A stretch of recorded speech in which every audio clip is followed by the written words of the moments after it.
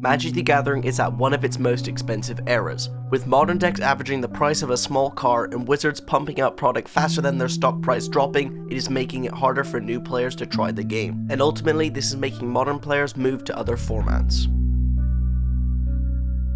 Our new journey begins at Pauper. For those who don't know the rules, it is a format where you're only allowed to play with commons. This means things like Brainstorm, Lightning Bolt, Utopia Sprawl, and many other busted cards that you see in Eternal formats can be played, but without the price tag. I was browsing the metagame when I found a new banned Ephemerate list that top 4'd a Pauper challenge, as Ephemerate is a card that sees moderate play in Modern, and it also uses Arbor Elf and Utopia Sprawl to aggro out big bombs. I thought it would be great to try it out in this video. This deck list introduced a new mechanic, Initiative. This triggers on each upkeep similar to the Monarch, where if you take combat damage, then that player gains the initiative. However, instead of drawing a card, you go through a dungeon. This is very powerful, as in a format full of commons, it is hard to get 2 for 1, so value on the upkeep is much desired. To start at the first round, we keep a nice but slow hand on the draw, and the opponent leads with an island, so we're just going to start by ramping. The opponent then leads with a sorcery speed Brainstorm, plays a desert, and ships back the turn, so I instantly put them on one of the most popular Brainstorm desert decks in the format, Blue-Green Turbo Fog. This is a deck designed to draw a load of cards with their value spells, and then use fogs to slow down the opponents and lock them out of the game, and then mill them out for the kill. So all we gotta do in this matchup is get the initiative, and they can never take it back from us because they don't play any creatures, which is why we focus on ramping. Now it's turn 3, we cast Avenging Hunter, and this is essentially lethal. I'm gonna speed up the game as it takes forever. All they do is fog, fog, fog, fog, fog, and then die to the trap part of the dungeon, which says target player loses 5 life, which can't be prevented by a fog. So essentially this game, all we would do is sandbag our Ephemerates, ephemerate our initiative creatures over and over again, keep trapping them, making them lose 5 life, and all we have to do is go through the dungeon 4 times. Going into boarding, we do want land destruction as they play bounce lands and value lands, and we want to take out all the clunky top end. Going into game 2, we have to mulligan a bad 7 and keep a really nice 6. We're going to bottom the Muldrifter as we just want to get this Avenging Hunter down so we can start trapping the opponent. We find a really nice Llanowar Visionary from our first draw step, and the opponent has a slow typical draw with Brainstorm and a fetch land to smooth out their draws. We slam the Visionary to set up for an Avenging Hunter next turn if they're not holding up a counterspell. To my luck, they play a bounce land and ship the turn back, so it's time to go for lethal. We get Avenging Hunter on the table, it lets us find a basic island so we can cast Muldrifter, and then we have Ephemerate when we find a plains. To summarize this game, it goes extremely long again like game 1, but they get Jace's Erasure down this time. This mills us for 1 card every time they draw a card, and as our deck draws a ton of cards and gets a ton of value, we're helping to mill ourselves as they draw cards. But fortunately, Ephemerate plus Trap in the initiative area of our deck helps us win this game. They just can't do anything because you can't counter a trigger in Pauper, and what works to our advantage is we draw 2 Acid Mosses, which helps us take them off green, meaning that they can't cast fogs anymore, so we actually kill them with the combat step. It was a very tense game, but because the matchup was very slow and quite boring, I thought it would be appropriate to speed everything up.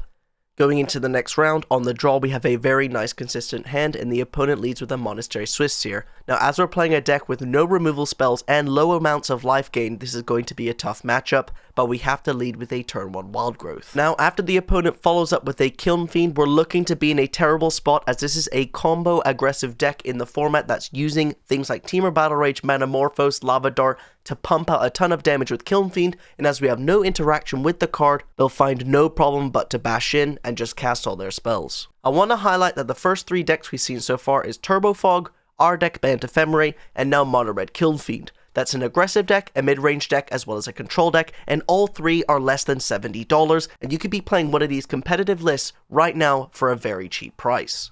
Now as I was saying that, the opponent cast a Festival Crasher. While I can afford to cast the Avenging Hunter, I don't think it's a smart decision, as I want to hold up Ephemerate so that if they have a Lightning Bolt, I will still have 2 blockers on their turn, so we can attack in for 3 Trample Vigilance and hope that they have nothing. I get extremely scared when they think for 3 minutes and then go to combat with 2 mana. I think we can all see where this is going.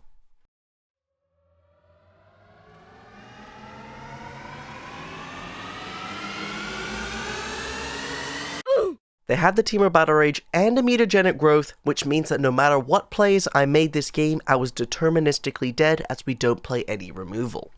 Going into boarding, we want all the Weather the Storms and Circle Protection of red, and we just take out slow spells. Going into game 2, we keep a risky but nice hand if we can draw any payoff or a plains.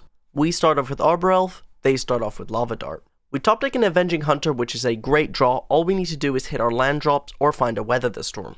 They play a Festival Crasher, setting up for a ton of damage, and we find a Llanowar Visionary, which is a really great find, because this lets us draw for a land or gets us deeper for Weather the Storm. We whiff, but at least it's a castable. The opponent plays a Swift Sphere and attacks in, and as Avenging Hunter is probably not a good play next turn, I decide to block, as don't forget they will get initiative through combat damage.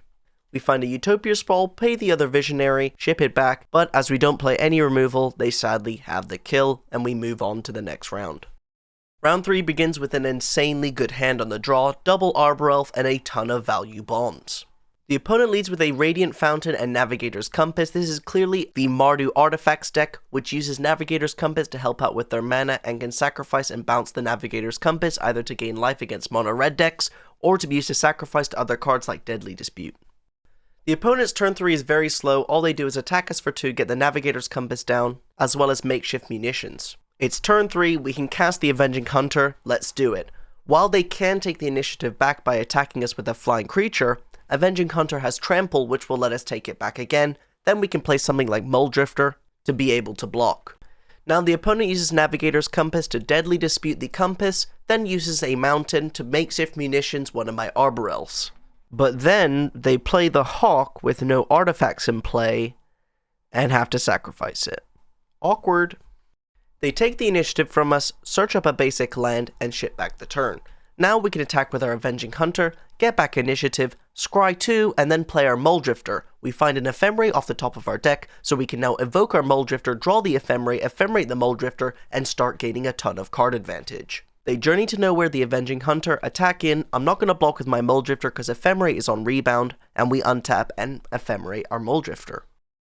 Now for the rest of this game, we just completely outvalue the opponent and drown them in card advantage. However, we get to the spot where we're at 9 life and we can't really attack because they have huge flying attackers as well as the makeshift munitions, so we get into a standoff and eventually we manage to win the game from a huge attack and using these soul migrations to make a load of trump blockers. The reason why this game went so long, we'll look at my hand. There's so many lands there. Although we're a low land count deck, for some reason I just hit a huge land pocket which made it a lot longer. Eventually we won the game. For boarding, we just added in 2 D-Glamour and took out 2 Llanowar Visionary, but something I want to highlight is that my opponent accidentally F6'd their first turn and we had the absolute nut draw hand and had a ton of mana on turn 2, so they just scooped up the game. Fair play, sometimes people misclick on Magic Online, that was unfortunate. In the final round, we got beaten up by another burn deck, this time Red-Black Madness Burn. It was a really difficult matchup in a close game 3 as well with a Circle of Protection red on the table, but we just couldn't get there. As always, if you did enjoy this video, then please like and subscribe and let me know in the comment section down below if you want to see more Pauper content, but that's about it. Check out this video because YouTube thinks you'll like it.